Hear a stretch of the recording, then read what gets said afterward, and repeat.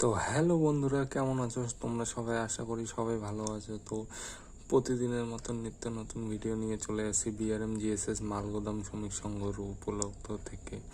তো প্রথমে বলে দিচ্ছি যে খুব তাড়াতাড়ি, আর চিন্তার কোনো বিষয় নেই, খুব তাড়াতাড়ি আমাদের বিআরএম জিএসএস মালগোদাম শ্রমিক সংঘর কাজ খুব শীঘ্রই শুরু হতে চলেছে। তো এই ঘড়ির কাঁটা তোমরা দেখতেছই, এই ঘড়িতে এখন খুব একটা বেশি বাজে না, 9:35। আজ রাত 8:30টার সময় মিটিং, একদম ফাইনাল মিটিং হয়ে গেল। তো এই মিটিংয়ে সব সমালোচনার ভিত্তিতে আসামে যে মিটিংটা হলো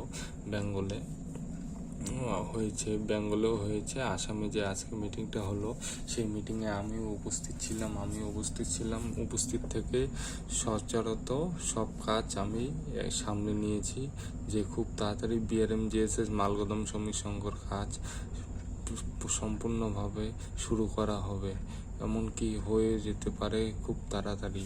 কারণ পুজোর আগে আগে এটা হওয়ার সম্ভাবনা, যতদূর সম্ভাবনা পুজোর আগে আগে হবে। আগামী 24শে সেপ্টেম্বর এটা হয়ে যাবে, লাগু হয়ে গেছে জয়নিং ডেট, এমনকি খুব তাড়াতাড়ি শীঘ্রই শুরু হতে চলেছে।